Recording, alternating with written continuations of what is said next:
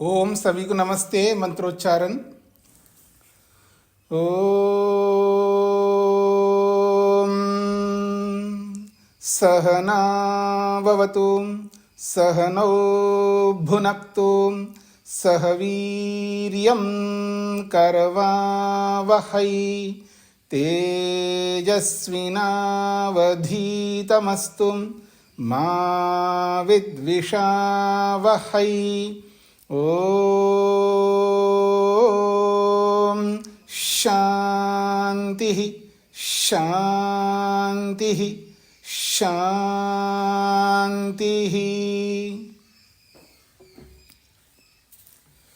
सांख्य दर्शन की कक्षा संख्या 127 है।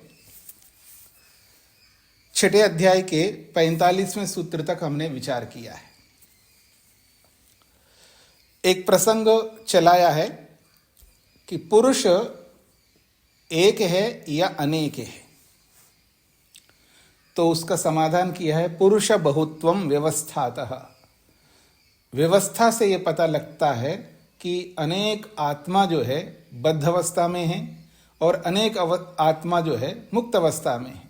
इससे पता लगता है कि पुरुष अनेक है, बहुत है।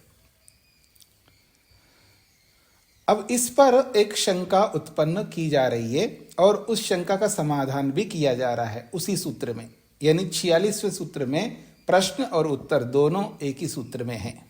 पृष्ठ संख्या 384। आशंक्य समाधत्ते, आशंका करके समाधान किया जाता है। उपाधि ही चेत तत्सिद्धौ पुनः द्वैतम। पुरुषस्य मुक्तत्व बद्धत्वयोः कारणम उपाधि अस्ति, न पुरुष बहुत्वम पुरुषस्तु एक एव। प्रश्नकर्ता का प्रश्न है, पुरुषस्य मुक्तत्व बद्धत्वयोः कारणम उपाधि अस्ति। पुरुष के मुक्त होने में या बद्ध होने में जो कारण है वो उपाधि है। उपाधि कहते हैं शरीर को। तो इस उपाधि के कारण से कोई मुक्त कोई बद्ध दिखाई देता है, परंतु पुरुष तो एक ही है। न पुरुष बहुत्व, पुरुष अनेक नहीं है, किंतु पुरुषस्तु एक एव, पुरुष तो एकमात्र है। मुक्तत्वं बद्धत्वं च अधिकृत्य पुरुष बहुत्व साधनम न युक्तम। प्रश्नकर्ता कहता है मुक्तत्व और बद्धत्व, यानी मुक्ति वाले को और बद्ध या मुक्तत्व यूं समझ सकते, मुक्तत्व और बद्धत्व को सामने रख करके पुरुष अनेक है ऐसा सिद्ध करने का जो आपने कथन किया है, न युक्तम, वो उचित नहीं है, वो यथार्थ नहीं है। यतः क्योंकि तद बहुत्वम उपाधि कृतमस्ति, तद बहुत्वम उपाधि कृतमिति।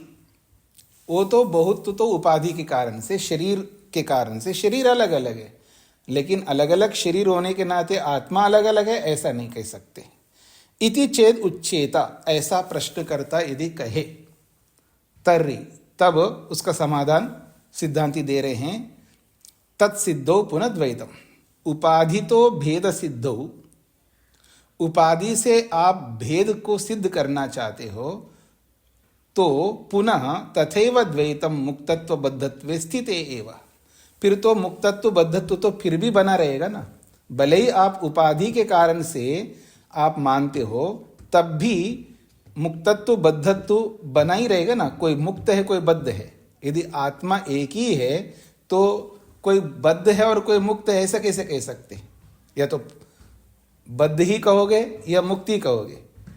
यदि उपाधि के कारण से भी आप मानो तब भी बद्धत्व अलग है और मुक्तत्व अलग है, तब भी दो विद्यमान हैं, ये कहना चाह रहे हैं।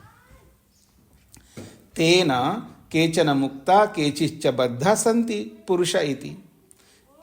इस कारण से तेना, उस बद्धत्व और मुक्तत्व से कुछ तो मुक्त दिखाई देते हमको और कुछ तो बद्ध दिखाई देते, जैसे हम लोग हैं। तथैव पुरुष बहुत्वम सिद्धम तिष्ठति एव, फिर पुरुष बहुत्व तो सिद्धांत बना ही रहेगा, आप खंडन नहीं कर पा रहे हो। ये सिद्धांती ने उत्तर दिया है। हाँ जी, समाधान स्पष्ट हो गया जी सभी को? आगे बढ़ता हूं मैं। हाँ जी, शेखर जी। जी प्रणाम स्वामी जी। जी तो मतलब उपाधि से ही तो वो बंधन में है। हाँ जी, चाहे वो जान की उपाधि है, शरीर की उपाधि है, मन की उपाधि है, ये सब तो उसी का तो बंधन है स्वामी जी। हम तो आत्मा को मुक्त कह ही रहे हैं। हाँ तो और ठीक, ऐसी बात तो मतलब किस प्रमाण से कह रहे हैं कि अनेक आत्माएं हैं। इसी कारण से कुछ मुक्त है, कुछ बद्ध है, ठीक है ना? सारी आत्माएं की हमारी एजम्पशन शुरू से ही है, आत्मा तो सदा मुक्त है। स्वरूप ज्ञान के कारण ही बंद लगा हुआ है उसका। हाँ जी, अज्ञानता के कारण से बंधन है, ज्ञान के कारण से मुक्त तत्व है। स्वरूप से आत्मा मुक्त है, इसमें कोई दो राय नहीं है। लेकिन स्वरूप से मुक्त होते हुए भी अज्ञानता के कारण से कहिए, जो भी कारण आप कह सकते हैं, उसके कारण से जो बद्ध मान रहा है, तो एक बद्ध मान रहा है और एक तो मुक्त मान रहा है। फिर भी द्वित्व तो हो ही रहा है ना, यानी बहुत्व की सिद्धि तो हो ही रही है, भले कारण कोई भी हो। स्वामी जी मतलब आत्मा मान रहा है कि ये मतलब जो उपाधि आई है, उपाधि के कारण वो संघात मान रहा है कि मैं बंद हूं। आत्मा तो कभी नहीं मानता कि मैं बंद हूं। नहीं, आत्मा स्वरूप में बद्ध हूं ये नहीं मानता है, क्योंकि उसको मनाने के लिए ज्ञान तो चाहिए, तब भी विवेक तो चाहिए। आत्मा को विवेक तो चाहिए, विवेक प्राप्त करेगा तब अपने आप को ये मानता है कि मैं मुक्त हूं। और जब वो विवेक नहीं है तब भी वो मुक्त है, लेकिन वो मानता नहीं है, क्योंकि शरीर आदि साधन है उसके साथ में। तो तब उस स्थिति में एक आत्मा बद्ध मान रहा है और एक आत्मा जो है मुक्त मान रहा है। ये भेद हो रहा है ना, एक मुक्तत्व को प्राप्त कर रहा है, एक बद्धत्व को प्राप्त हो रहा है।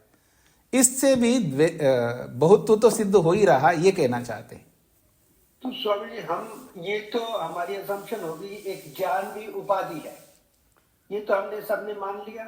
अच्छा ठीक है, ज्ञान को उपाधि मानेंगे। चलिए मैं इसके आधार पर नहीं बताता हूं, मैं अपनी ओर से बताता हूं कि यदि आप उपाधि के कारण से बद्धत्व मुक्तत्व सिद्ध कर रहे हैं, तो उपाधि तो आत्मा से अलग हो गई ना।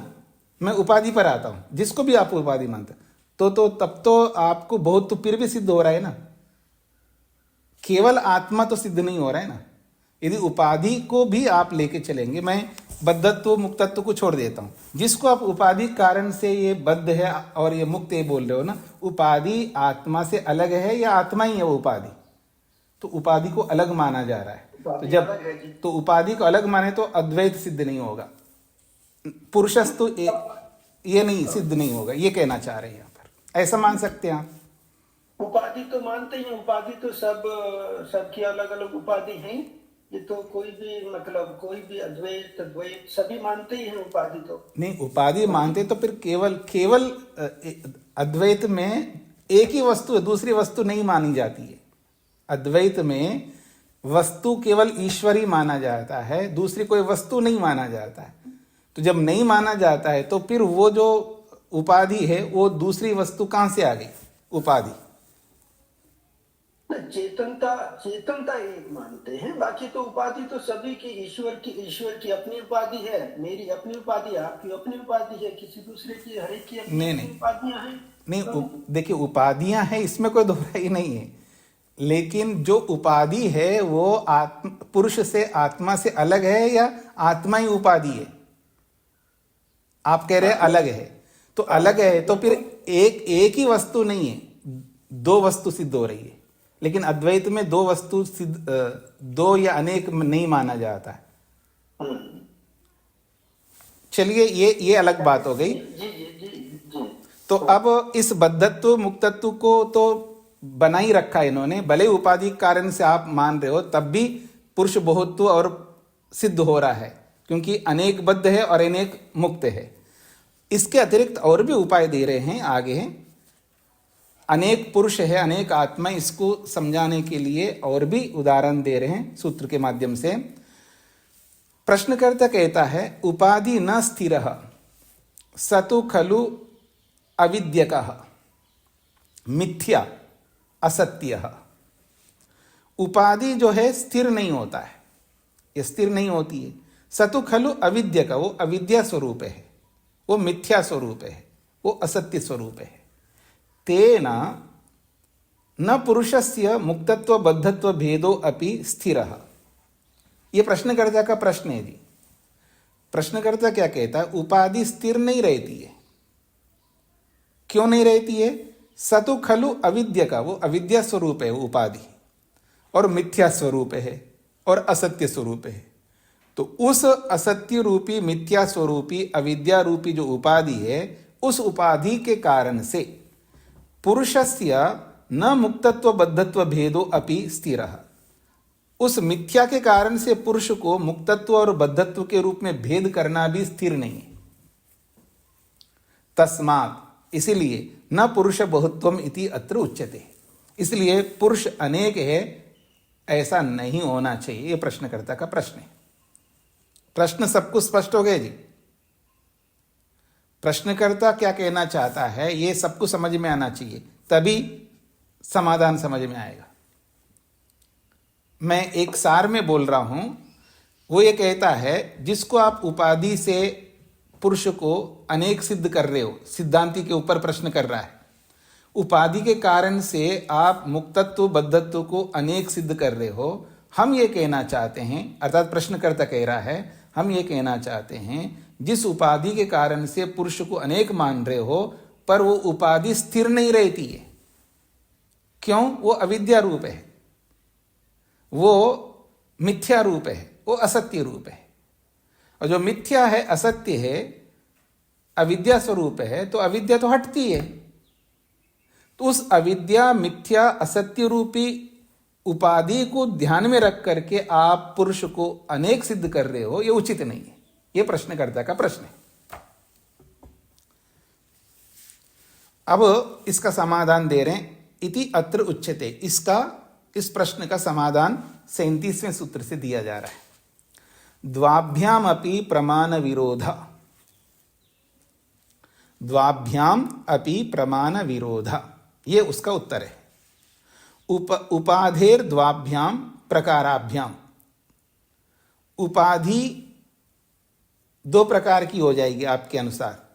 प्रकार उपाधे द्वाभ्याम प्रकाराभ्याम, उपाधि के दो प्रकार होने से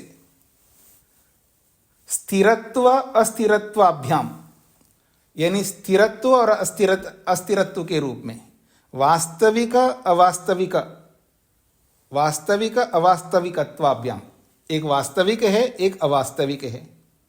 सत्यत्व मिथ्यत्वाभ्याम, और एक सत्य है और एक मिथ्या है। तो उपाधि के दो प्रकार जो है, एक है स्थिर और एक है अस्थिर, एक है वास्तविक एक है अवास्तविक, एक है सत्य एक है मिथ्या। एक ही बात को तीन बार दोहराया इन्होंने, स्थिरत्व अस्थिरत्व के रूप में, वास्तविक अवास्तविक के रूप में, और सत्य और मिथ्या के रूप में। इन दोनों प्रकार से भी खलु प्रमाण विरोध अस्ति, प्रमाणों में विरोध आ रहा है। ऐसा मानने पर प्रमाणों में विरोध आ रहा है। प्रमाणम खलु पुरुष बहुत्वस्य, पर प्रमाण तो पुरुष अनेक है ये बोलता है। साक्षात प्रमाण ये कहता है पुरुष अनेक है। क्या है? उदाहरण प्रमाण दे रहे हैं। ये तद विदु अमृता ते भवन्ति अथ इतरे दुखम एव अपयन्ति, इतरे दुखम एव अपीयन्ति। ये बृहदारण्य का बहुत महत्वपूर्ण प्रमाण है। वैसे तो बहुत सारे प्रमाण हैं, साक्षात वेद में भी प्रमाण है। कहते हैं ये तद विदु, ये जो लोग, जो पुरुष बहुवचन में ये, यह यौ ये,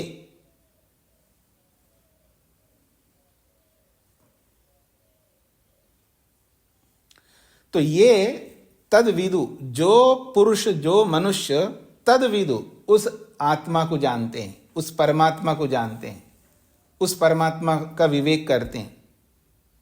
अमृतास्ते भवंती, ते वो सब पुरुष जो उस परमात्मा को जानते हैं वे अमृता ते भवंती, वे सब के सब अमृत हो जाते हैं, अर्थात अमर हो जाते हैं, मुक्ति को प्राप्त होते हैं। इतरे, इतरे का मतलब जो बाकी लोग हैं जो उस परमात्मा को नहीं जानते, दुखम एव अपीयंती, वो दुख को प्राप्त होते हैं। अत्र प्रमाणे मुक्ता अपि बहवो बद्धा अपि बहवः सन्ति इति स्पष्टमस्ति। इस प्रमाण में मुक्त भी बहुत हैं और बद्ध भी बहुत हैं, ये प्रमाण स्पष्ट रूप से है यहाँ पर। उपादे स्थिरत्वे मुक्तो बद्धश्च इति पुरुषद्वैतम एव आयाति। उपाधे स्थिरत्वे, उपाधि के स्थिर होने में, मुक्तः बद्धश्च इति पुरुषद्वैतमेव आयाति। उपाधि को अगर स्थिर मान भी ले तो मुक्त और बद्ध जो है इस रूप में पुरुष दो है ऐसा सिद्ध होता है। बद्धो वा मुक्तो वा द्वौ एव पुरुषो स्याताम। यदि उपाधि को स्थिर मान ले तो एक मुक्त है और एक बद्ध है, इससे दो ही पुरुषों की सिद्धि होती है। न पुरुष बहुत्वम मुक्त बहुत्वम बद्ध बहुत्वम च। इससे पुरुष बहुत है या मुक्त बहुत है, बद्ध बहुत है, ये तो सिद्ध नहीं होगा आपके उपाधि के कारण से। इत्थम उपादे प्रकार द्वयम प्रमाण विरुद्धम। उपाधि के दो प्रकार मानना ये प्रमाणों से विरुद्ध है। प्रमाणे तो मुक्तापि बहवो बद्धापि बहवः सन्ति। प्रमाण तो ये कहता है मुक्त होने वाले भी बहुत हैं और बद्ध होने वाले भी बहुत हैं। तस्मात् पुरुष बहुत्वम सुतराम सिद्धम। पुरुष अनेक है, ये सरलता से सिद्ध होता है। ये सूत्र का भाष्य पूरा किया है इन्होंने। अब अनिरुद्ध वृत्तो विज्ञान भिक्षु भाष्ये च इदं च अतः पूर्वं च उभे सूत्रे द्वैतम साधयितुम अन्यथा व्याख्याते। अनिरुद्ध वृत्तिकार ने, विज्ञान भिक्षु ने इदम, इस सूत्र को, इस 43वें सूत्र को, पूर्वम च, और इससे पहले 46वें सूत्र को, उभे सूत्रे, इन दोनों सूत्रों में द्वैतम साधयितुम, द्वैत को सिद्ध करने के लिए, द्वैत को यानी दो को सिद्ध करने के लिए अन्यथा व्याख्याते, गलत ढंग से व्याख्या की है। ते इमे सूत्रे पूर्व पक्षम उत्थाप्य पुरुष बहुत्व साधनायस्त। पर ते इमे सूत्रे, ये दो सूत्र हैं, 46वां और 47वां, ये पुरुष बहुत को सिद्ध करने के लिए प्रस्तुत किए गए हैं, ना कि द्वैत को सिद्ध करने के लिए। द्वैत को सिद्ध करना अलग विषय है और पुरुष बहुत्व को सिद्ध करना अलग विषय है। नहीं द्वैत साधना ये तत्र, ये द्वैत को सिद्ध करने के लिए दो सूत्र नहीं है। उत्तर सूत्रे, और ये जो 47वां सूत्र है, द्वाभ्याम अपि प्रमाण विरोध, ये जो सूत्र है, इत्यत्र प्रमाण विरोध कथम इति न कांचित श्रुतिम उद्धृत्य उदाहरित्य च प्रदर्शितम्। द्वाभ्याम अपि प्रमाण विरोध, द्वाभ्याम अपि प्रमाण विरोध, इस सूत्र की व्याख्या करते हुए प्रमाण विरोध क्या है, किसी भी श्रुति को उद्धृत करके उन्होंने प्रदर्शित नहीं किया है। जब प्रमाण विरोध कहा है सूत्र ने, तो कौन सा प्रमाण में विरोध आता है, तो कुछ तो श्रुति देनी चाहिए उन लोगों को। कोई श्रुति नहीं दिया, कोई प्रमाण नहीं दिया उन्होंने। विज्ञान भिक्षु भाष्ये तु पुरुषो अविद्या इति च अप्रासंगिकम कल्पितम अत्र। और विज्ञान भिक्षु ने तो और अधिक दोष कर दिया है, पुरुष अपने आप में अविद्या है, पुरुषो अविद्या, पुरुष ही अपने आप में अविद्या रूप है, ऐसा अप्रासंगिक कल्पना करके अर्थ किया है, ऐसा ब्रह्म मुनि जी ने कहा है। हाँ जी, आप लोगों को स्पष्ट हो रहा है जी क्या कहना चाहते हैं ब्रह्म मुनि जी? आगे बढ़ता हूं मैं।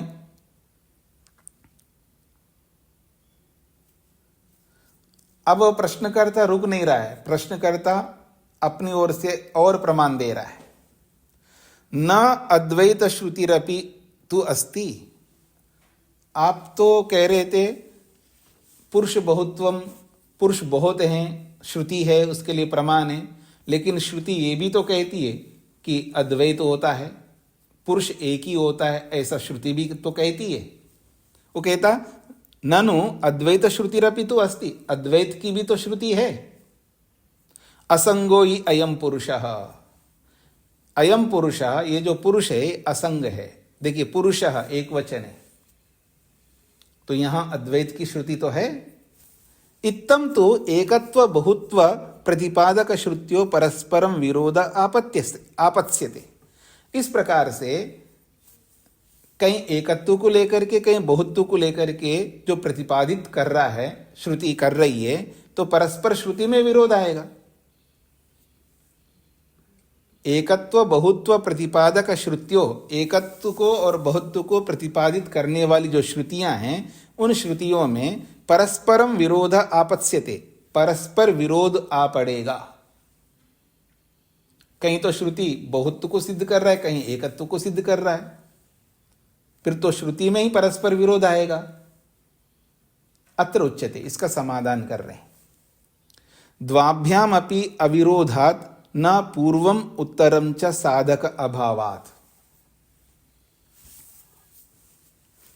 द्वाभ्याम अपि अविरोधात् न पूर्वम उत्तरम च साधक अभावात्। द्वाभ्याम अपि अविरोध, पुरुष एकत्व बहुत्व प्रतिपादक श्रुतिभ्याम सांख्य सिद्धांतस्य अविरोध एव अस्ति। जो पुरुष के एकत्व को या पुरुष को बहुत्व को प्रतिपादित करने वाली दो श्रुतियां हैं, उन दो श्रुतियों में सांख्य सिद्धांत, उन दो श्रुतियों से कहीं श्रुति एकत्व को प्रतिपादित कर रहा है, जैसे असंगो ही अयम पुरुष, और कहीं ये तद विदु अमृतास्ते भवन्ति इतरे दुःखमेव अपीयन्ति, ये भी बृहदारण्यक का है, और असंगो ही अयम पुरुष ये भी बृहदारण्यक का है। तो दो श्रुतियां हैं यहां पर, एक वो वाला और एक वाला। तो इन दो श्रुतियों में एकत्व को लेकर के प्रतिपादित किया और बहुत्व को लेकर के भी प्रतिपादित किया है। तो इन दो श्रुतियों से सांख्य सिद्धांत का कोई विरोध नहीं आएगा। क्यों? तत्र एकत्व श्रुते जाति परत्वात्। वो जो एकत्व की श्रुति है असंगोई अयम पुरुषा, वो जाति परक है, वो पुरुष से जाति को लिया जा रहा है, पुरुष जाति। तत्र एकत्व श्रुते जाति परत्वात् उक्त पूर्वत्वात्। और इस बात को लेकर के हमने पहले भी कहा था, असंगोई अयम पुरुषा, वहां पर भी ऐसा ही प्रश्न आया था। श्रुति तो कहती पुरुष एक है, नहीं, वो एक नहीं, वो जाति परक अर्थ किया वहां पर। शास्त्रों में दो प्रकार से प्रस्तुत किया जाता है, कहीं व्यक्ति परक भी अर्थ किया जाता है और कहीं जाति परक भी अर्थ किया जाता है। तो असंगोई अयम पुरुषा, पुरुष शब्द जो है ये व्यक्ति परक नहीं है, ये जाति परक है। आप लोग समझते हैं ये जाति और व्यक्ति? जो नहीं जानते हैं वो हाथ खड़ा करेंगे। व्यक्ति और जाति को जो नहीं जानते वो हाथ खड़ा करेंगे। इसका मतलब सभी जानते, अच्छी बात है, फिर भी एक ना कोई हाथ तो उठाते ही है। हाँ जी, शांति मलिक जी बोलिए।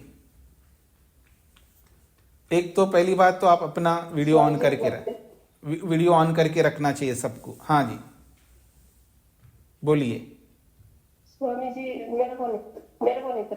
क्यों नहीं पता है जी? क्यों नहीं पता है आपको? जब ये असंगो ही अयम पुरुषा ये प्रसंग जब आया था तब बताया था मैंने, जाति क्या होती है, व्यक्ति क्या होता है। तो आपको जानना चाहिए ना, आवृत्ति करनी चाहिए। हाँ जी, व्यक्ति का मतलब होता है, जैसे मैं एक व्यक्ति हूं, आप एक व्यक्ति है, ऐसे सब एक एक अलग अलग है ना व्यक्ति आप। लेकिन मनुष्य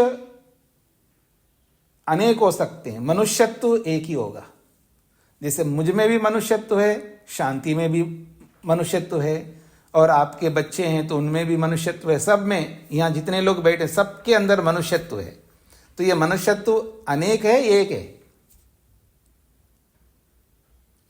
मनुष्यत्व तो एक ही है ना, सबके अंदर एक ही मनुष्यत्व है। इसी मनुष्यत्व के कारण से मेरे को मनुष्य कहते हैं। मनुष्यत्व सब में एक ही है। मेरा मनुष्यत्व आपका मनुष्यत्व अलग नहीं है। तो सभी मनुष्यों में मनुष्यत्व एक है, उसको जाति कहते हैं। और सभी गायों में गोत्व एक है, उसको जाति कहते हैं। सभी घोड़ों में घोड़त्व एक है, उसको जाति कहते हैं। तो ऐसे ही यहाँ पुरुष शब्द से पुरुष व्यक्ति को नहीं ले रहे हैं, यहाँ पुरुष से जाति को ले रहे हैं, पुरुषत्व जाति को ले रहे हैं, इसलिए ये शब्द जाति परक है। और जब व्यक्ति परक है तो ये तद विदु, जो लोग उस परमात्मा को जानते हैं, वहां जाति परक नहीं है, वहां व्यक्ति परक है। हाँ जी शांति, जब स्पष्ट हो गया आपको?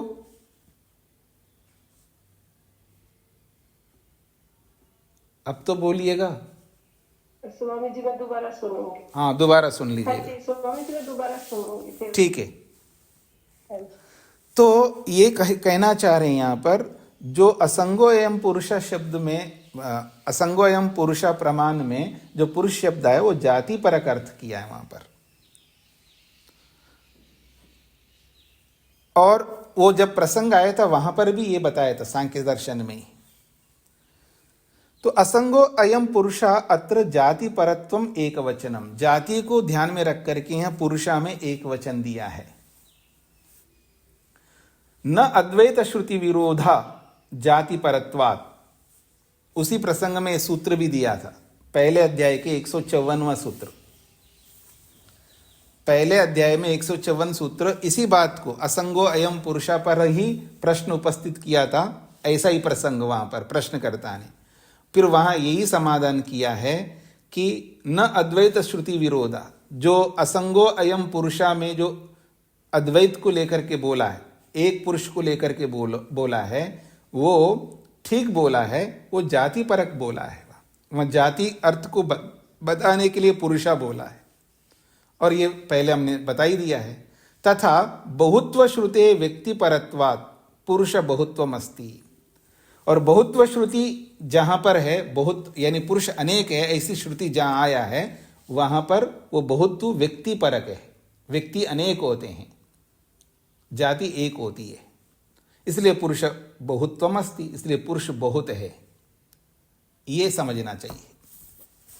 तस्मात्, इसीलिए पूर्वम उत्तरम च न साधक अभावात् न अन्यथा पुरुष बहुत्व कल्पना दोषो यथा उपादिता पूर्व दोष उक्तः।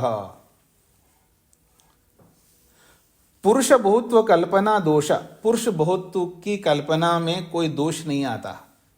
यथा उपादिता, जैसे कि उपाधि को लेकर के आप पुरुष बहुत्व मान रहे थे, वो पूर्व दोष जो बताया गया था वो स्पष्ट कर दिया है, उचित नहीं है।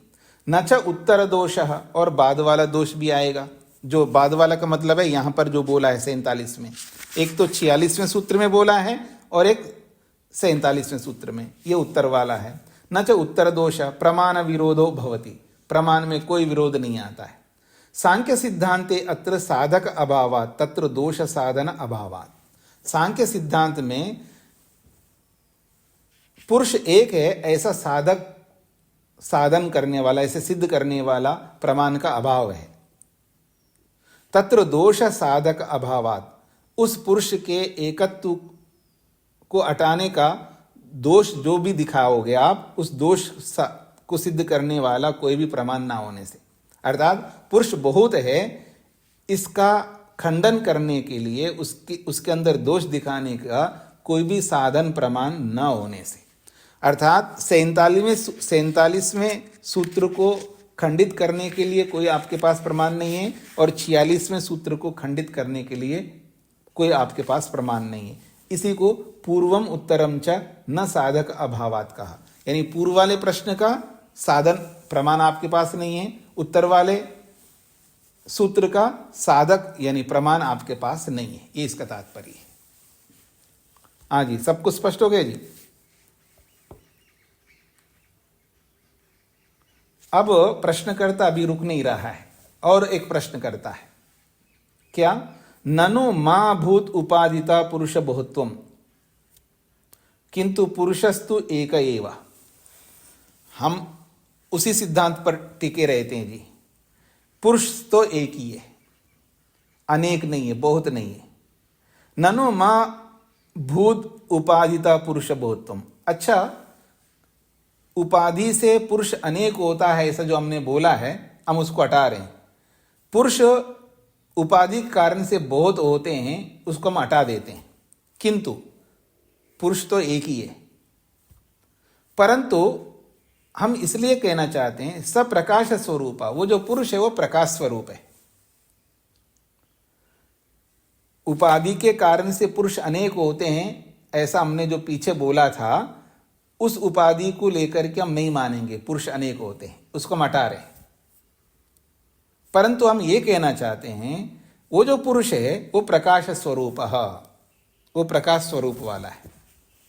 स निज प्रकाशता स्वात्मानं बहुभावेन प्रकाशयति इति। स वो जो पुरुष है निज प्रकाशता अपने प्रकाश से, स्व आत्मानम अपने आप को, बहुभावेन प्रकाशयति बहुत बना करके प्रकाशित करता है, प्रकट करता है, ऐसा हम कहना चाहते हैं। वो पुरुष को एक ही मान रहा है लेकिन उसके अंदर प्रकाश है।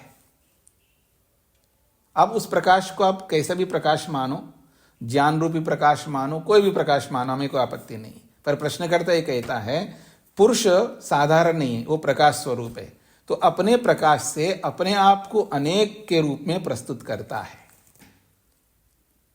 इति। ऐसा अगर हम माने तो उसका उत्तर दे रहे हैं। प्रकाशता तत्सिद्धो कर्म कर्तृ विरोधा। बड़ा अच्छा समाधान किया है। प्रकाशता तत्सिद्धो, यदि प्रकाश से ही पुरुष बहुत्व की सिद्धि आप मानते हो तो कर्म में और कर्ता में विरोध आ जाएगा। इस बात को हम सबको समझना चाहिए। प्रकाशता तत्सिद्धो पुरुषस्य निज प्रकाशतो बहुत्व सिद्धो, पुरुष बहुत्व सिद्धो। पुरुषस्य निज प्रकाशता, पुरुष का अपना स्वयं का निज प्रकाश है और उस निज प्रकाश से अपने आप को बहुत बना लेता है, ऐसा पुरुष बहुत्व की सिद्धि मानने पर कर्म कर्तृ विरोध, कर्म कर्तृ विरोध आपद्यते, कर्म में और कर्ता में विरोध आ जाएगा। कर्म च कर्ता च भिन्न भिन्नो भवतः, कर्म अलग होता है और कर्ता अलग होता है। वही कर्म हो और वही कर्ता हो ऐसा नहीं होता। तो कर्म च कर्ता च भिन्न भिन्नो भवतः, कर्म और कर्ता अलग अलग होते हैं। नहीं एकस्य एव कर्मत्वं कर्तृत्वं च उभयं भवति, एक ही वस्तु में कर्मत्व और कर्तृत्व दोनों नहीं हो सकते। प्रकाश खलु प्रकाश्यम अपेक्षते, प्रकाश जो है वो प्रकाश्य को अपेक्षित रखता है। मतलब प्रकाश जो है जिसको प्रकाशित करना चाहता है वो प्रकाश्य जो है अलग होता है। प्रकाश अलग होता है और प्रकाश्य अलग होता है।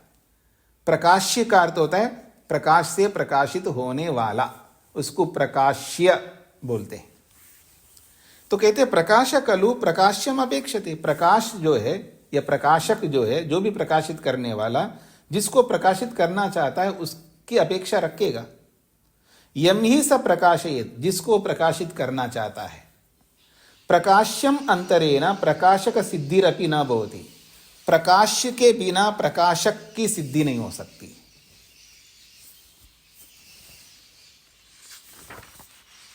तस्माद् अदोषा कल्पना भी न युक्ता, इसलिए कोई दोष नहीं आता है पुरुष को बहुत मानने में, और आपकी कल्पना तो बिल्कुल गलत है। शेखर जी। जी स्वामी जी, नहीं ऐसे ही वो टच हो गया स्वामी। अच्छा, ठीक है। आज ये प्रकाश्य और प्रकाशक सब कुछ स्पष्ट हो गए जी। प्रकाशक, प्रकाशक का अर्थ होता है प्रकाशित करने वाला, उसको कहते हैं प्रकाशक। और जो प्रकाशित होती है वस्तु उसको कहते हैं प्रकाश्य। तो प्रकाशक अलग होता है और प्रकाश्य, प्रकाशित होने वाला अलग होता है। एक ही वस्तु प्रकाश्य भी हो और प्रकाशक भी हो, ऐसा कोई उदाहरण नहीं दे सकते आप।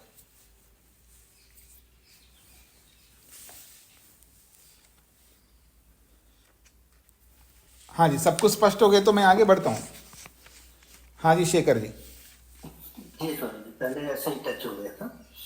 तो स्वामी जी, जैसे मैं देखता हूँ बृहदारण्यक का उपनिषद का भी उन्होंने एग्जाम्पल दिया जी तो जहाँ मतलब वो पुरुष को जाति ले लिया जी और मतलब वही है, भाष्यकार जैसे मतलब उसको प्रूव करना चाहता है वैसे कर लेता है। इसका मतलब यही यही दिखता है। और ये मैंने शुरू में सोचा था सत्यार प्रकाश सबसे पहले पढ़ा, कितना अच्छा स्वामी जी ने क्वेश्चन आंसर करके बहुत ही अच्छा किया। ऐसे ही ये हम दूसरे ये देखते हैं, दर्शन शास्त्र भी ऐसे ही है, क्वेश्चन आंसर जी। लेकिन हमें फिर अब ये हो रहा है कि जिसने जो मतलब एक सामान्य व्यक्ति के लिए तो बहुत ही अच्छा है, क्योंकि हम इतने प्रश्न नहीं उठा सकते उस चीज को क्लैरिफिकेशन के लिए जी। और फिर आगे क्या होता है कि मेरे को लगता है कि इसकी डिसएडवांटेज भी है। जो भाष्यकार है जैसा उसको घुमाना चाहता है वो उधर ले जाता है अपने प्रश्न उत्तरों से, उसी तरह उसका जैसे भी उसने मोड़ तोड़ देना है वैसे ही कर देता है। नहीं, ऐसा है कि भाष्यकार जो भी होते हैं वो सूत्रों के आधार पर ही अपने आप को रखते हैं। ये बिल्कुल सही है आप जो कहना चाह रहे हैं कि हर भाष्यकार जो है यथार्थ जैसा सूत्रकार कहना चाहता है, मंत्र जैसा कहना चाहता है, वैसा ही प्रस्तुत नहीं कर पाते हैं, क्योंकि सबके अंदर वो योग्यता नहीं होती है। इसलिए भाष्य करने वालों के लिए स्वामी दयानंद सरस्वती जी ने एक बात कही है, आप में से जितने लोगों ने ऋग्वेद आदि भाष्य भूमिका पढ़ी हो, तो वहां पर वो कहते हैं कि भाष्य जो है वो हर कोई नहीं कर सकता, जिसके अंदर ऋषित्व होना चाहिए। जो ऋषित्व जिसके अंदर होता है वही भाष्य कर सकता है, और वो इनडायरेक्टली अपने आप को ऋषि मानते। वहां पर अगर मैं भी ऐसा भाष्य करता है तो मेरा भी अनऋषिकृत बन जाता, ऐसा अर्थ उन्होंने वहां संस्कृत में लिखा है। स्वामी दयानंद सरस्वती जी ने दूसरे भाष्यकार ऐसा कर दिया है, ऐसा भाष्य हर कोई भाष्य नहीं कर सकता।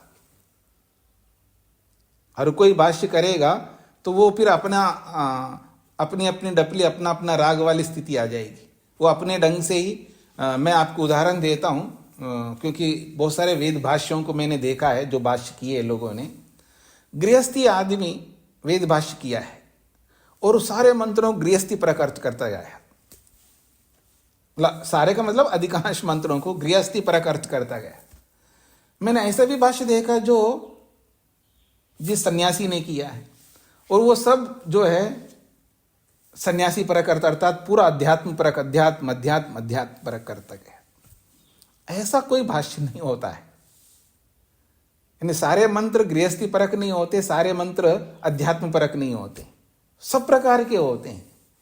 कि गृहस्थी केवल गृहस्थी को सामने रख करके चलता है, सन्यासी सन्यासी को सामने रख करके चलता है, ये दोनों ही गलत है। सत्य को ग्रहण करने में सदा उद्यत रहना चाहिए हम सबको।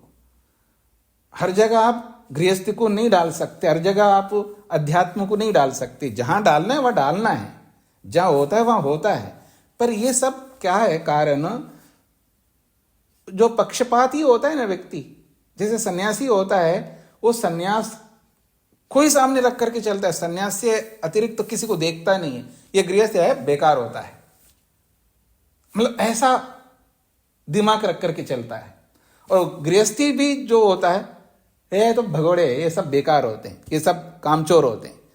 यानी दोनों एक दूसरे को कोस रहे होते हैं। ये एकांगी सोच होती है। ये मतलब ये सोच जो है वो एकांगी है, सर्वांगीण सोच होना चाहिए व्यक्ति का। उसके लिए निरपेक्ष होना पड़ता, उसके लिए राग द्वेष को हटाना पड़ता। जो राग द्वेषों में डूबा रहता है वो रागद्वेष के कारण से अर्थ का अनर्थ कर डालता है। तो जो शेखर जी ने प्रस्तुत किया वो बिल्कुल ठीक बात है, लेकिन ऐसा सभी करते हो ऐसा नहीं है। सभी का मतलब ऋषि लोग तो ऐसा कर नहीं सकते। अब रही बात जब ऋषि भाष्य हमारे पास ना हो तो उसके लिए भी उपाय बताया स्वामी दयानंद सरस्वती जी ने। अगर जब ऋषि भाष्य नहीं मिलता है तो जो ऋषि के अनुकूल, वेदों के अनुकूल कोई भाष्य मिले उसको पढ़ करके भी समझ सकते हैं। तो हमारे सामने ऋषि भाष्य तो है नहीं सांख्य दर्शन का। यद्यपि स्वामी दयानंद सरस्वती जी ने लिखा है कि सांख्य दर्शन का फलाने ऋषि का भाष्य पढ़ना, फलाना दर्शन का फलाने ऋषि का, लेकिन वो उपलब्धि नहीं आज।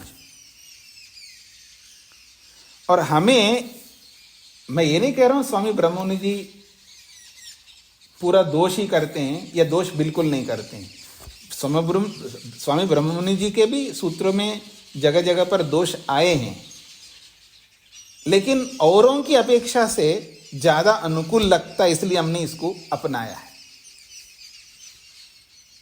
और भाष्यकारों की अपेक्षा ये ज्यादा अनुकूल लगता है, कम दोष है इसमें, ऐसा मान करके इसको हमने अपनाया है। इसका ये तात्पर्य भी हमको नहीं लेना हर सूत्र में दोष करेंगे, हर भाष्य में दोष करेंगे, ऐसा नहीं है। ठीक है, अल्पज्यता हर व्यक्ति में होती है, त्रुटि हर कोई व्यक्ति कर सकता है, तो इनके भी त्रुटि है, लेकिन हम उनको ना देख करके जो उचित भाष्य उसको हम देख करके चल रहे हैं। अब रही यहाँ पर जो सूत्र है, सीधा सीधा जो सूत्र कहते हैं उसके अनुरूप अगर भाष्य अगर है तो हम उसको मान करके चलेंगे, और सूत्रों के अनुरूप वो भाष्य नहीं लगता तो छोड़ करके चलेंगे, उसमें कोई आपत्ति नहीं है। लेकिन जो सीधा सीधा मंत्रों में एक आजकल मैं शतपथ ब्राह्मण भी पढ़ाता हूँ। शतपथकार याज्ञवल्क्य हैं। शतपथ ब्राह्मण का जो भाष्य किया है वो याज्ञवल्क्य ऋषि ने किया है। वो वेद मंत्रों की व्याख्या करते हैं, यजुर्वेद के मंत्रों की व्याख्या करते हैं। तो जिन मंत्रों का अर्थ वो बताते हुए जाते हैं, और जिन मंत्रों के या जिन शब्दों का अर्थ जो स्पष्ट होता है उसका अर्थ नहीं करते, वो अर्थ करते ही नहीं। वो क्या कहते हैं, ये तो सर्वविदित है, इसका क्या अर्थ करूं मैं। तो कुछ शब्दों का अर्थ वो बिल्कुल नहीं करते हैं याज्ञवल्क्य जी। तो वो सीधा सीधा वो मंत्र के शब्दों से पता लगता है कि मंत्र का सीधा सीधा अर्थ है, अब इसका क्या अर्थ करना है अलग से। तो ऐसे ही कोई सूत्र सीधा सीधा बता रहा है और वो सीधा बताए हुए के अनुसार अगर भाष्य तो मान लेंगे, और वो भाष्य सीधा सीधा सूत्र के अनुसार नहीं है तो उसको हम छोड़ सकते हैं। पर यहां सीधा सीधा सूत्र भी कहता है कि पुरुष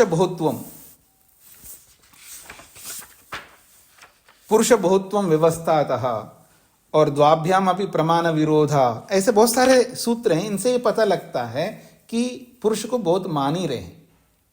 और रही बात असंगो अयम पुरुष, पुरुष तो एक ही बताया, अद्वैत ही बताया, तो उसके लिए भी सूत्र दिया उन्होंने, न अद्वैत श्रुति विरोधा जाति परत्वाद। ये भाष्यकार नहीं लिख रहे हैं, ये सूत्रकार का सूत्र है। ये सांख्य दर्शन का पहले अध्याय का 154वां सूत्र है, जाति परत्वाद। वो जाति परक है, जहां पर भी पुरुष एक असंगो अयम पुरुषा के बोला है वो जाति परक अर्थ है, वहां पर व्यक्ति परक अर्थ नहीं। ये भी सूत्रकार का है। तो इन सब से पता लगता है कि सूत्रकार पुरुष को बहुत मानते हैं, ऐसा।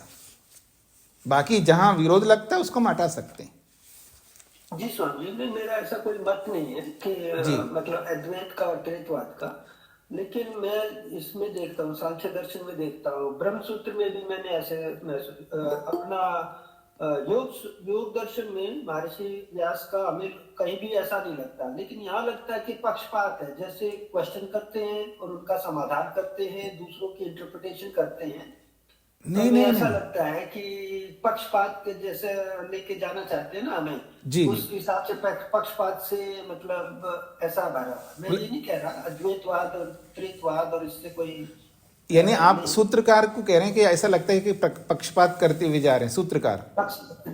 जी भाष्य करने वाला, हाँ भाष्य करने वाला कर सकते हैं, मैं मना नहीं कर रहा हूँ। पक्षपात करके मतलब जैसे कि उनकी एक मान्यता है, उस मान्यता को प्रूव करने के लिए दूसरे का इंटरप्रिटेशन, अभी आत्मा हम शरीर को कह रहे हैं कि प्राण को कह रहे हैं कि मन को कह रहे हैं कि बुद्धि को कह रहे हैं कि आत्मा को कह रहे हैं। संस्कृत में इतनी फ्लेक्सिबिलिटी है कि वो हम कुछ भी ले सकते हैं। जी जी और जी भाष्यकार उस हिसाब से मतलब यहाँ जाति का है कि एक पुरुष आत्मा का अकेला का है, उसने जाति ले लिया यहाँ पे।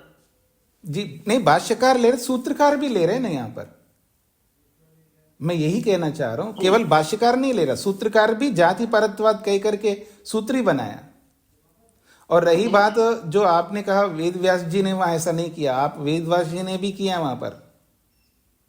वेद व्यास मतलब जी ने हमने ऐसा ऐसा पक्षपात का मतलब हम हमारा ज्ञान तो बहुत ही कम लेवल का है। मैं तो अपनी समझ के हिसाब से कह रहा हूँ, मुझे ऐसा वहां नहीं प्रतीत हुआ, लेकिन नहीं, वहां पर दर्शन में बहुत ज्यादा लगता है। हाँ, सांख्य दर्शन में बहुत ज्यादा है, क्योंकि वहां उस तरह का प्रसंग कम आए, इसलिए जहां आए वहां स्पष्ट वेद व्यास जी ने सिद्ध किया है। वहां बल्कि तीनों को अलग मान स्पष्ट शब्दों में लिखा है, ईश्वर को उससे अलग। कोई दिक्कत नहीं है स्वामी जी जी। अद्वैतवाद का कर रहे हैं कि त्रित्ववाद का कर रहे हैं, और ये कौन सा वाद कर रहे हैं उसका नहीं, लेकिन मतलब एक पहले पहले प्री कंसीव कर रखा है और उसी हिसाब से हम अपना सभी की इंटरप्रिटेशन करते हैं। वो तो सभी करते हैं जी, वो तो सभी करते हैं। जी जी। जो अद्वैत को मानने वाले वो भी जो मान्यता बना रखे उसके अनुसार सबकार तो वो वैसे ही करेंगे। जो त्रैतवाद की मान्यता लेकर के चलने वाले वो भी त्रैतवाद के अनुसार ही करेंगे। तो है, सभी करते हैं। जी जी। हम जो लोग करते हैं उनको ना देख करके सूत्रकार को भी हम देख सकते हैं। हाँ, सूत्रकार को ही देखना चाहते हैं हम। हाँ जी, तो सूत्रकार भी ये कहना चाहते हैं, जाति परत्वाद कह करके सूत्रकार भी तो बोल रहे हैं ना यहाँ जी। जी जी जी, सूत्रकार भी बोल रहे हैं। हाँ जी, महादेव जी को क्या कहना है? स्वामी जी नमस्ते जी स्वामी जी। प्रकाश और प्रकाश जी दोनों एक नहीं है, तो मुझे ये लगता है जैसे कैंडल हो और रात में जो छोटा पतंग जो आलो चलता रहता है वैसा, तो वो तो एक ही तो एलिमेंट है, उसको तो प्रकाश तो वही है ना। नहीं नहीं नहीं, समझने में आपको इस तरह समझना है, जैसे सूर्य है, सूर्य का लाइट है। अब वो लाइट किसको प्रकाशित कर रहा है? मेरे को कर रहा है, मकान को कर रहा है, वृक्ष वनस्पतियों को कर रहा है। तो प्रकाश अलग है और जिसको प्रकाशित कर रहा है वो अलग है। लेकिन वो तो खुद प्रकाशित है ना। वो वास्तव में खुद प्रकाशित तो है। वो खुद प्रकाशित ऐसा आपको लगता है, उसको भी किसी ने प्रकाशित किया है। सूर्य को भी किसी ने प्रकाशित किया, सूर्य को उस स्थिति में भी किसी ने लाया, वो खुद नहीं आया। हमको अभी मोटे तौर पर तो खुद प्रकाशित है ऐसा दिख रहा है, लेकिन वो जो दिख रहा है वो स्वयं ऐसा है या उसको उस स्थिति में किसी और ने लाया है। जैसे वो ग्लिटरिंग गोल्ड है ना जी, वो भी तो वो भी एक ही बात है, वो और दूसरा कोई लाया, ऐसा ही बोलना चाहिए।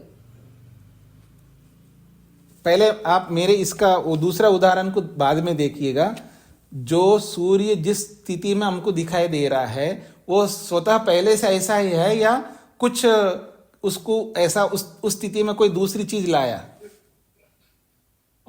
नहीं, वो तो प्रश्न, वो तो एक अलग मुझे लग रहा है। नहीं नहीं नहीं, ऐसा नहीं। जल रहा है नहीं, वो प्रकाश देता है और खुद भी प्रकाशित करता है खुद को। वो मैं मान रहा हूं आपकी बात, लेकिन जो जलता हुआ जो आग के रूप में जो दिखाई देता है हमको सूर्य, पहले ऐसा नहीं था, उस स्थिति में लाया गया। मैं ये कहना चाह रहा हूँ।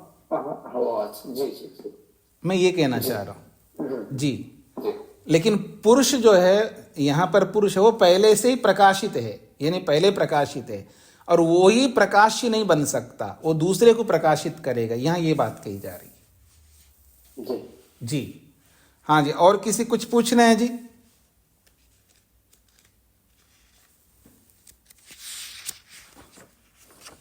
मैं एक सूत्र और पढ़ा देता हूं मैं आपको। पुनश्च अपरो दोषोयम, एक और दोष आता है सूत्र संख्या 50 पर। पुनः च अपरो दोषोयम, एक और दोष आता है। क्या? जड़ व्यावृत्तो जड़म प्रकाशेति चिद्रूपः। बड़ा अच्छा सूत्र है ये, 49वें सूत्र की पुष्टि में दिया जा रहा है।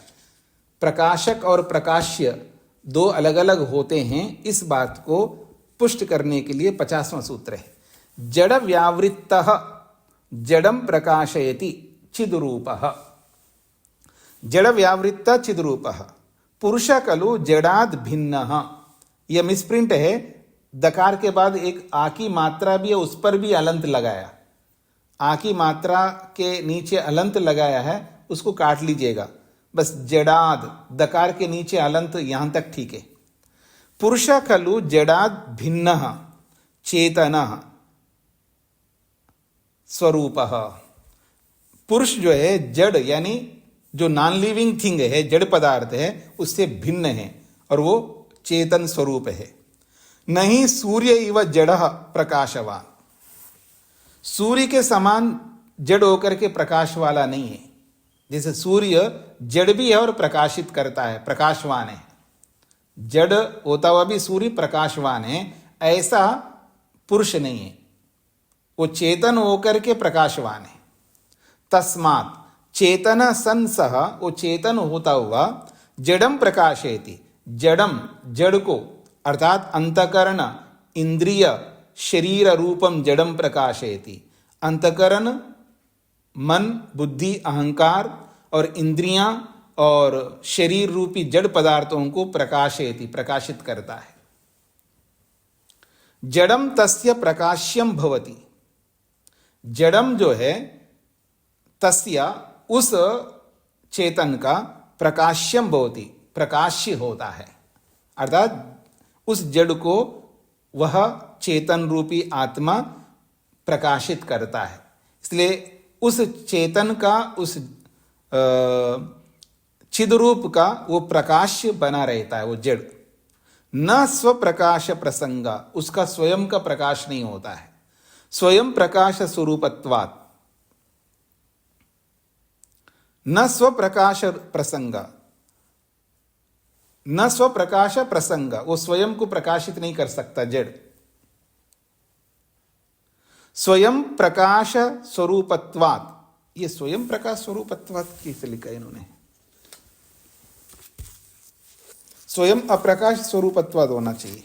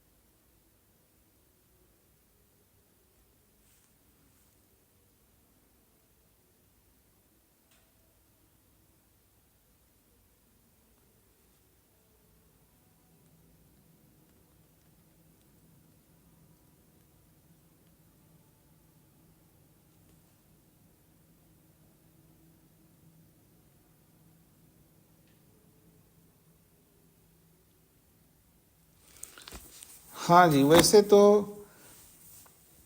जड़म तस्य प्रकाश्यम भवति न स्वप्रकाश प्रसंग, वो उसमें स्वप्रकाश का प्रसंग नहीं आता। जड़म स्वयं प्रकाश स्वरूपत्वात्, यहां स्वयं अप्रकाश स्वरूपत्वात् होना चाहिए, क्योंकि जड़ को लेकर के बोला जा रहा है। फिर भी इसमें मत लिखिएगा, अपने अपने टिप्पणी में लिख लीजिएगा, क्योंकि वो उसमें स्वयं का प्रकाश नहीं हो सकता। क्यों? स्वयं प्रकाश अस्वरूपत्व, स्वयं प्रकाश स्वरूप ना होने से।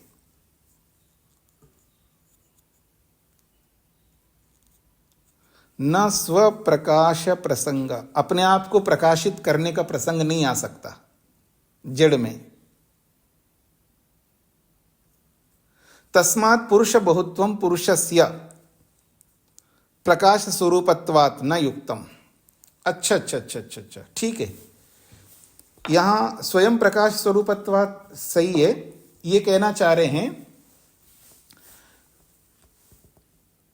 तस्मात्, इसलिए पुरुष बहुत्वम पुरुषस्य प्रकाश स्वरूपत्वात् न युक्तम। पुरुष बहुत्व जो है, पुरुष के प्रकाश स्वरूप होने से पुरुष बहुत होते हैं, ऐसा कहना उचित नहीं है। आज इस पंक्ति को दोबारा देखिएगा। जड़म तस्य प्रकाश्यम भवति, जड़म तस्य प्रकाश्यम भवति, जड़ वस्तु जो है तस्य अर्थात चिद रूप का प्रकाश्य होता है। न स्वप्रकाश प्रसंग, वो स्वयं को प्रकाशित करने का प्रसंग यहां पर नहीं है, यानी प्रकाश स्वरूप अपने आप को प्रकाशित करता है ऐसा यहां कोई प्रसंग नहीं है, क्योंकि वो स्वयं प्रकाश स्वरूप है। स्वयं प्रकाश स्वरूप है तो अपने आप को क्यों प्रकाशित करेगा, वो तो स्वयं पहले से प्रकाश स्वरूप है, ये इसका तात्पर्य है। तस्मात् पुरुष बहुत्वम पुरुषस्य प्रकाश स्वरूपत्वात् न युक्तम, पुरुष बहुत को मानना पुरुष के प्रकाश स्वरूप होने के कारण से नहीं है, ये इसका तात्पर्य है। हाँ जी, सबको स्पष्ट हो गया जी? सविता जी को क्या पूछना है? नमस्ते स्वामी जी। जी स्वामी जी, इसका ये नहीं समझ आया, तस्मात् चैतना सना सा जड़मंता कारण इंद्रिय शरीर रूपम जड़म प्रकाशयति। हाँ दी, यानी ये जो चेतना सन, वो चेतन होता हुआ आत्मा जो है वो चेतन होता हुआ जड़ को प्रकाशित करता है। किस जड़ को प्रकाशित करता है? तो उसका उत्तर दिया है, वो जड़ है एक अंतःकरण है, उसको भी प्रकाशित करता है। इंद्रियां हैं उनको भी प्रकाशित करता है, शरीर है उसको भी प्रकाशित करता है, चेतन इन सबको प्रकाशित करता है ना चेतन, ये कहना चाह रहे। धन्यवाद स्वामी जी। सबको स्पष्ट हो गया जी?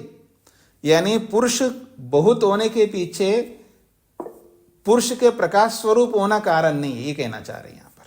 कुसुम जी को क्या कहना है? अच्छा जी, आप वो स्वामी जी नमस्ते। स्वामी जी, यहाँ पुरुष शब्द किसके लिए आया है? जीवात्मा के लिए? ये नहीं बताया जीवात्मा के लिए परमात्मा के लिए, पुरुष अनेक है ये बताया है। अब वो पुरुष अनेक है तो जीवात्मा अपने आप सिद्ध हो जाएगा। पर इसमें जो आप कह रहे हैं ना, ये पुरुष स्वयं प्रकाश स्वरूपत्वात्, इसमें पुस्तक में दे रखा है, इसका अर्थ ईश्वर के स्वयं प्रकाश का कोई प्रसंग नहीं है। नहीं, ईश्वर बात ही नहीं आ रहा यहाँ पर। यहाँ पर ये बात आ रही है पुरुष बहुत है, इसके पीछे पुरुष का प्रकाश स्वरूप होना नहीं है, ये बताना चाह रहे जी। ठीक है, इतना ही समझ, क्योंकि पुरुष बहुत बताया जा रहा है, इसका मतलब है ईश्वर को नहीं बताया जा रहा है, ये आत्माओं को, जीवात्माओं को बताया जा रहा है कि पुरुष जो है जीवात्माएं बहुत हैं। और बीच में ये जो बोला है कि चेतन ही जड़ को प्रकाशित करता है, वो परमात्मा परकर्ता आप ले सकते हैं। जब अंतःकरण को, इंद्रियों को, शरीर को जब प्रकाशित करता है, ऐसा अर्थ लेंगे वहां पर परमात्मा को लेना, क्योंकि वहां जीवात्मा प्रकाशित नहीं करता है, इसीलिए परमात्मा दे रखा हुआ यहाँ पे। ठीक है, लेकिन जैसे पुरुष बहुत तो कहेंगे वहां परमात्मा अर्थ नहीं होगा, वहां जीवात्मा अर्थ होंगे। यहां दोनों घुले मिले जा रहे हैं, इसलिए थोड़ा आप सबको समझना चाहिए, क्योंकि पुरुष एक ही ऐसा जो बोला जा रहा है वो परमात्मा को लेकर के बोला जा रहा है, उसके अतिरिक्त और कोई पुरुष नहीं होता है ऐसा लिया जा रहा है। और जब पुरुष बहुत है ऐसे जब बोला जाएगा तो वहां परमात्मा को ना लेकर के सब जीवात्मा को लेना चाहिए, इस तरह अर्थ लेना होगा। इसलिए कंफ्यूज नहीं होना है यहां पर। रामचरण जी को क्या कहना है? नमस्ते स्वामी जी। जी, ये स्वामी जी, इसमें हिंदी में जो लिखा है ईश्वर के स्वयं प्रकाश का कोई प्रसंग नहीं, तो इसको काट दे स्वामी जी, ईश्वर को। नहीं, कुछ मत काटिए, जो लिखना जो लिखा है उन्होंने हिंदी में, उसको क्यों काट रहे हो आप? नहीं, आपने कहा ना पुरुष के स्वयं का प्रकाश कोई प्रसंग नहीं है, पर इसमें ईश्वर लिखा हुआ है, इसलिए पूछ रहा था मैं स्वामी जी। हाँ तो उसको रखिएगा ना, जो मैं बता रहा हूं उसको समझ लीजिएगा, उसको क्यों काटो। मैं ये कहना चाह रहा हूं कि पुरुष बहुत है, इसके पीछे पुरुष के प्रकाश स्वरूप होना कारण नहीं। अब मैं दूसरे शब्दों में बोलूं, पुरुष बहुत भी मानो उसमें परमात्मा भी आ जाए, इसमें कोई आपत्ति नहीं। इस रूप में आप देखेंगे तो जीवात्मा भी है और परमात्मा भी है। बहुत पुरुष है मतलब बहुत पुरुषों में परमात्मा भी एक है और बाकी सब जीवात्मा है, तो दोनों को मिला करके भी चलो तो भी कोई आपत्ति नहीं। लेकिन यहां थोड़ा हमको समझने में अंतर करना होगा। जब पुरुष जड़ वस्तुओं को प्रकाशित करता है, ऐसा जब अर्थ लेंगे वहां परमात्मा को लेना होगा। और जब पुरुष बहुत है तो वहां जीवात्मा को लेना है, और फिर पुरुष जो है प्रकाशित हो, प्रकाश स्वरूप होने से पुरुष बहुत है, ऐसा नहीं समझना चाहिए। इस तरह का थोड़ा अंतर करना होगा हमको। बाकी फिर भी किसी को इस संबंध में प्रश्न हो तो हम फिर आगे के पाठ में समझ लेंगे। इसको यहीं पर विराम देता हूं। ओम शांति शांति शांति।